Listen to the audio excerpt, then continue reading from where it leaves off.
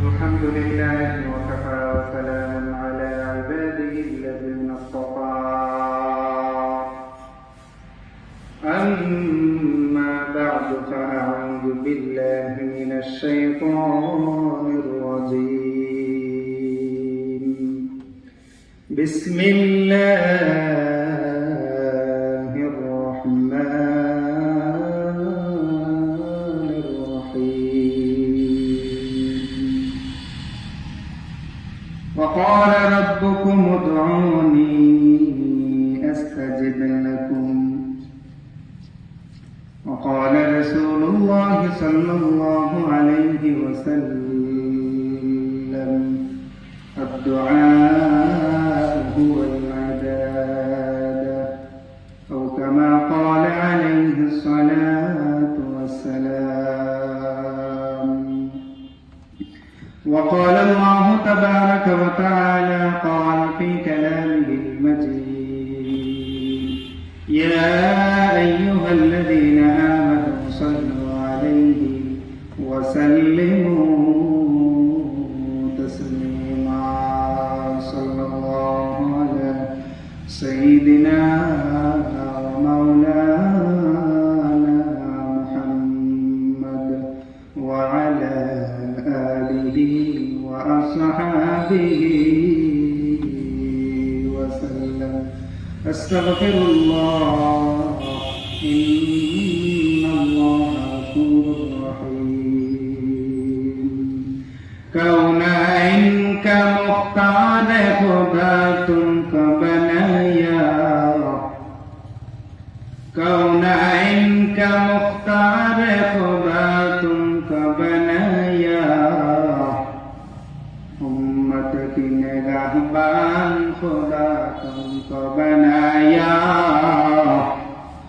امت کی نگہبان خدا تم کو بنایا یا رب میرے آنکھوں میں سما جائے مدینہ یا رب میرے آنکھوں میں سما جائے مدینہ مدت سے میرا دل میں تمنا ہے مدینہ مدت سے میرا دل میں تمنا ہے مدینہ ঈমানের পথে অবিচল থেকে আমার মরণ যেন হয় ঈমানের পথে অবিচল থেকে আমার মরণ যেন হয় তোমারই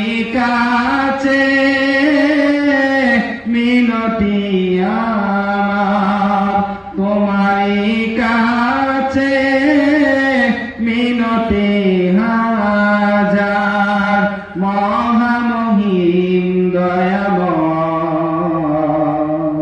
দয়াময় ঈমানের পথে অবিচল থেকে আমার মরণ যেন আলহামদুলিল্লাহ চৌধুরী বাজার জামে মসজিদ ও ঈদগাহ পরিচালনা কমিটির উদ্যোগে আয়োজিত 30তম বার্ষিক তাফসীরুল কোরআন মাহফিলের সম্মানিত সভাপতি প্রধান অতিথি বিশেষ অতিথি মঞ্চে উপবিষ্ট উলামায়ে কেরাম আমার সামনে উপবিষ্ট শ্রদ্ধেয় মুরব্বিয়ানে কেরাম মহান রব্বে কারিমের দরবারে শুকরিয়া আদায় করছি আলহামদুলিল্লাহ আল্লাহ পাক রব্বুল আলামিন আমাদেরকে এরকম একটি দিনই মাহফিলে আসার বসার কথা বলার সময় তৌফিক দান করেছেন এজন্য মহান রবের দরবারে শুকরিয়া আদায় করেছে আলহামদুলিল্লাহ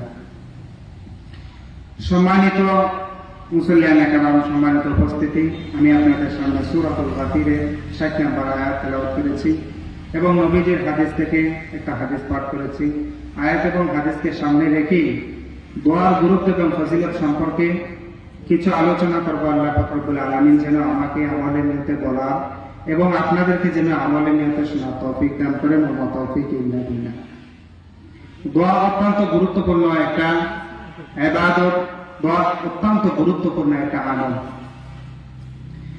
এজন্য আল্লাহ পাক রব্বুল আলামিন সূরাতুল গাফিরের 60 নম্বর আয়াতের মধ্যে বলেন, وقال ربكم ادعوني استجب لكم। আল্লাহ পাক রব্বুল আলামিন বলেন, তোমাদের প্রভু বলেন, তোমরা আমাকে ডাকো, আমি তোমাদের ডাকে সাড়া দেব। আল্লাহ পাক রব্বুল আলামিন বলেন, উদউনি আস্তাজিব লাকুম, তোমরা আমাকে ডাকো, অর্থাৎ তোমরা আমার কাছে দোয়া করো, আমি অবশ্যই অবশ্যই বান্দা তোমার ডাকে সাড়া দিব, তোমার দোয়া কবুল করব। এই আয়াতটা যখন নাযিল হলো, সাহাবায়ে কেরাম প্রশ্ন করলেন, ইয়া রাসূলুল্লাহ, ইয়া হাবিবাল্লাহ, আল্লাহর কাছে আমরা কোন সময় ডাকবো, আল্লাহর কাছে কোন সময় চাইবো, আল্লাহর কাছে কিভাবে চাইবো, কিভাবে চাইলে আল্লাহ পাক রব্বুল আলামিন আমাদের ডাকে সাড়া দিবেন। এই আয়াতের পরিপ্রেক্ষিতে আল্লাহ পাক রব্বুল আলামিন আরেকটা আয়াত নাযিল করলেন। সেই আয়াতটা হলো সূরাতুল বাকারা 186 নম্বর আয়াত।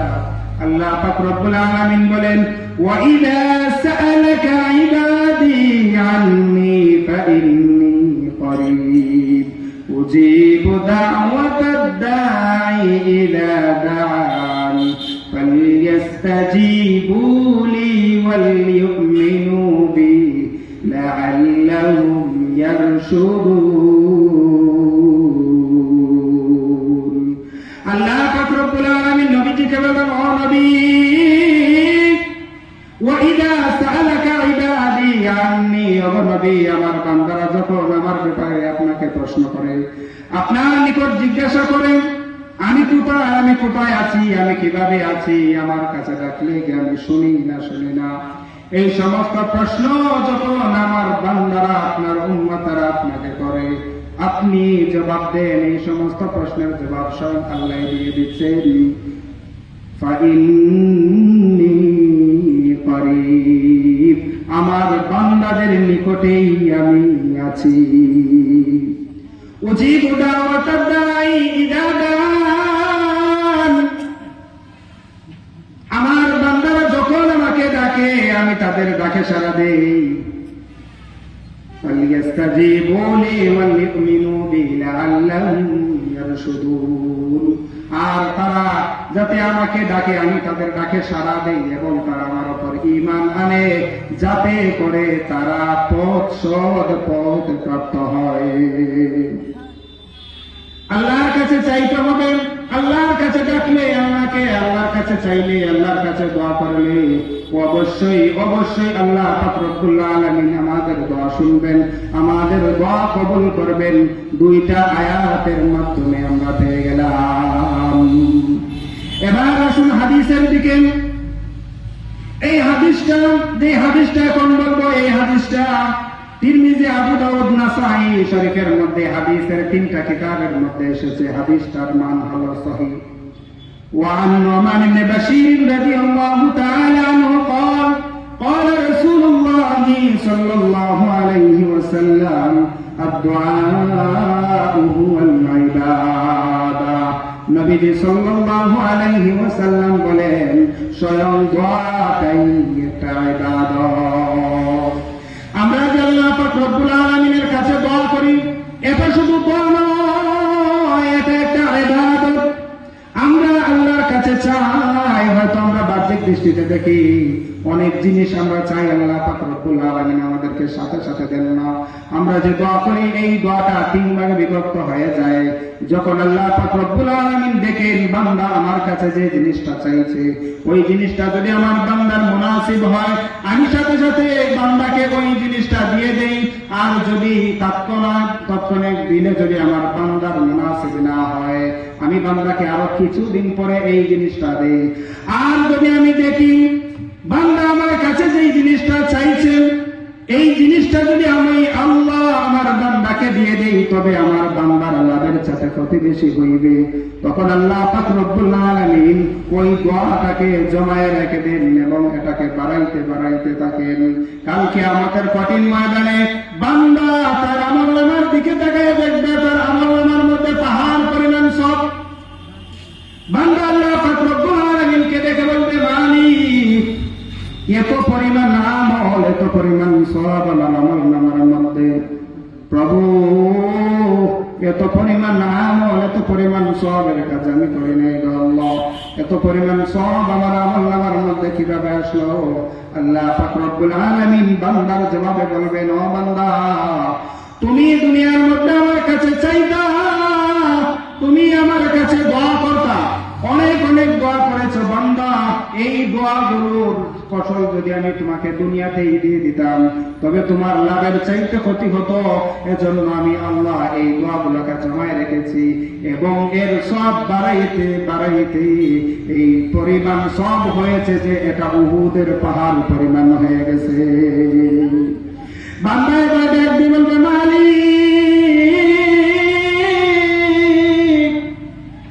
আমি আপনার কাছে অনেক চেয়েছিলাম, আল্লাহ আপনি আমাকে কেন দুনিয়ার মধ্যে দিয়ে দিলেন? যদি দুনিয়ার মধ্যে না দিতেন আল্লাহ, তবে আজকে আমার আমলনামার মধ্যে কত পরিমাণ সওয়াব হতো আমার জানা নেই। এরপরে আসুন তিরমিজি শরীফের 3371 নম্বর হাদিস। হাদিসটা আনাস ইবনে মালিক থেকে বর্ণিত। নবীজি সাল্লাল্লাহু আলাইহি ওয়াসাল্লাম বলেন, দুআ মুখল ইবাদা, দোয়া হলো ইবাদতের মগজ। আমাদের মানব দেহের অত্যন্ত গুরুত্বপূর্ণ একটা অংশ হচ্ছে মগজ। যদি কোনো মানুষের মগজ না থাকে, ব্রেইন না থাকে, ওই মানুষটা মানুষ হিসেবে থাকা আর না থাকা সমান, কেননা ওই মানুষটা পাগল হয়ে যায়। ঠিক তদ্রূপভাবে আমরা যতই আমল করি না কেন, আমলের পরে যদি আমরা দোয়া না করি তাহলে ওই দোয়াগুলো হয়ে যাবে মগজহীন দোয়া। এজন্য আমাদের প্রত্যেকটা আমলের সাথে আমরা দোয়া করব, তবেই আমাদের আমলগুলো পরিপূর্ণ হবে। এরপরে আসুন মুসনাদে আহমদ ইবনে হাম্বলের হাদিস, হাদিস নাম্বার 9719 নম্বর হাদিস। হাদিসটা হলো আন আবি হুরায়রা রাদিয়াল্লাহু তাআলা আনহু قال قال رسول الله صلى الله عليه وسلم من لم يسأل الله يغضب عليه। যে ব্যক্তি আল্লাহ পাক রব্বুল আলামিনের নিকট দোয়া করে না, ওই ব্যক্তির উপর আল্লাহ পাক রব্বুল আলামিন রাগান্বিত হন। দুইটা আয়াতের মাধ্যমে আমরা পেয়েছি আল্লাহ পাক রব্বুল আলামিন বলেন, বান্দা তোমরা আমাকে ডাকো, আমি তোমাদের ডাকে সাড়া দিব। বান্দা তুমি আমার কাছে চাও, বান্দা তুমি আমার কাছে দোয়া করো, আমার নিকট চাও, আমার নিকট দোয়া করো। বান্দা আমি তোমার নিকটেই আছি, আমি তোমার দোয়ায় সাড়া দিব, তোমার দোয়া কবুল করব।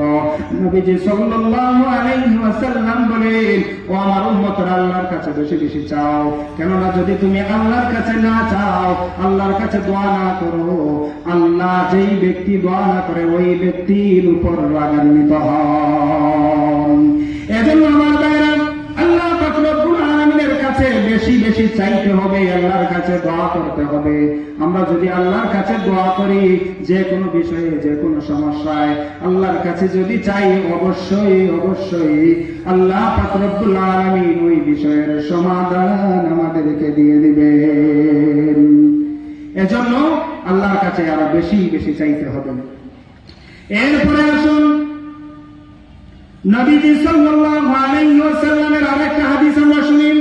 হাদিসটা মুস্তাদরাক আলা সহিহাইন নামক হাদিসের কিতাবের মধ্যে এসেছে। হাদিসটা 1837 নম্বর হাদিস। আলী রাদিয়াল্লাহু তাআলা আনহু থেকে বর্ণিত। وعن علي بن ابي طالب رضي الله تعالى عنه قال قال رسول الله صلى الله عليه وسلم الدعاء سلاح المؤمن। নবীজি সাল্লাল্লাহু আলাইহি ওয়াসাল্লাম বলেন, দোয়া হলো মুমিনের হাতিয়ার। দোয়া কি? মুমিনের হাতিয়ার।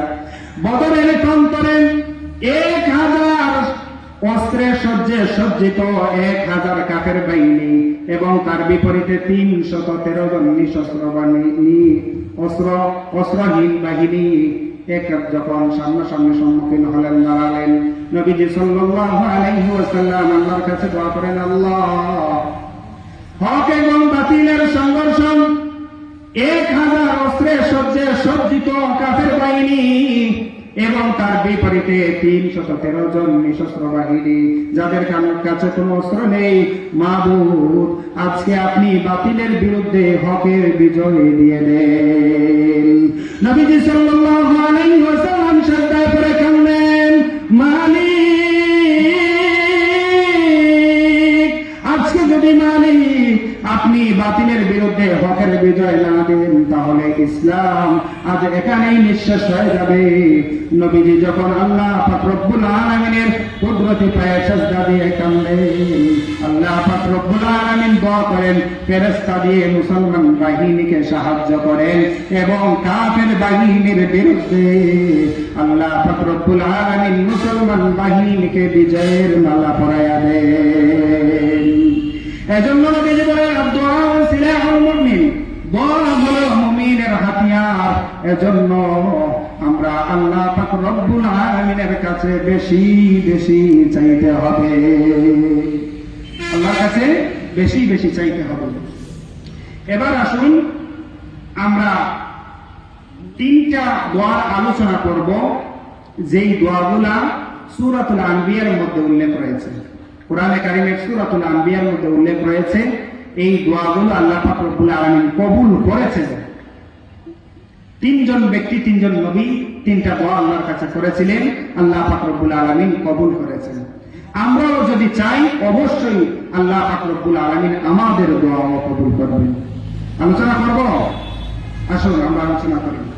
আল্লাহ পাক রব্বুল আলামিন সূরাতুল আনবিয়া 83 নম্বর আয়াতের মধ্যে আলোচনা করেন। এখানে হযরত আইয়ুব আলাইহিস সালাতু ওয়াস সালামের কথা উল্লেখ করা হয়েছে। আইয়ুব আলাইহিস সালাতু ওয়াস সালাম যখন মহা মুসিবতের মধ্যে পড়েছেন, সারা শরীরের মধ্যে পোকা ধরেছে, এমন কোন একটা জায়গা বাকি নাই যেই জায়গার মধ্যে আইয়ুবের শরীরে যেমন কোনো জায়গা নাই, যেই জায়গার মধ্যে পোকা ধরে নাই, সমস্ত শরীরে পোকা হয়েছে। এর চাইতে বড় কোনো রোগ আর হতে পারে না। আইয়ুব আলাইহিস সালাতু ওয়াস সালাম যখন মহা মুসিবতের মধ্যে, অনেক বড় বেমার, অনেক বড় রোগ ওনার শরীরের মধ্যে, জিহ্বাটা শুধুমাত্র বাকি, ওই জিহ্বা দিয়ে আইয়ুব আলাইহিস সালাতু ওয়াস সালাম আল্লাহর তাসবিহ জপেন, ওই জিহ্বা দিয়ে আল্লাহ পাক রব্বুল আলামিনের তাসবিহ জপেন, আল্লাহর জিকির করেন। একদিন ওই জিহ্বার মধ্যে একটা পোকা এসে কামড় দেয়। আইয়ুব আলাইহিস সালাতু ওয়াস সালাম সহ্য করতে পারেন না, আল্লাহর কাছে ডাক দিয়ে বলেন, মালিক, এই পবিত্র জবান দিয়ে আমি আপনার নাম জপি, মালিক, আমার শরীরের এমন কোন জায়গা বাকি নাই যেখানে পোকা ধরে নাই গো মালিক, আমি মহা মুসিবতের মধ্যে আছি। রব্বি ইন্নী মাসানিয়াদ দুররু ওয়া আনতা আরহামুর রাহিমিন। রব্বি ইন্নী মাসানিয়াদ দুররু, ও মালিক, ও প্রভু, আমি মহা মুসিবতের মধ্যে রয়েছি, মহা বিপদের মধ্যে রয়েছি, কঠিন বেমারের মধ্যে রয়েছি, আপনি আমার প্রতি দয়া করেন। ওয়া আনতা আরহামুর রাহিমিন, আপনি হলেন দয়ালুদের দয়ালু। এইভাবে যখন আইয়ুব আলাইহিস সালাতু ওয়াস সালাম আল্লাহর কাছে চাইলেন, আল্লাহ পাক রব্বুল আলামিন দোয়া কবুল করলেন এবং আইয়ুব আলাইহিস সালাতু ওয়াস সালামকে পরিপূর্ণ সুস্থতা দান করলেন। এরপরে আসুন আর মহা মুসিবত সূরাতুল আনবিয়ার 87 নম্বর আয়াতের মধ্যে আলোচনা করা হয়েছে। হযরত ইউনূস আলাইহিস সালাতু ওয়াস সালাম যখন মাছের পেটের মধ্যে, তখন ইউনূস আলাইহিস সালাতু ওয়াস সালাম আল্লাহ পাক রব্বুল আলামিনের কাছে দোয়া করেন, লা ইলাহা ইল্লা আনতা সুবহানাকা ইন্নী কুনতু মিনাজ জালিমিন। আইয়ুব আলাইহিস সালাতু ওয়াস সালামের আলোচনা গেল, এবার ইউনূস আলাইহিস সালাতু ওয়াস সালামের আলোচনা।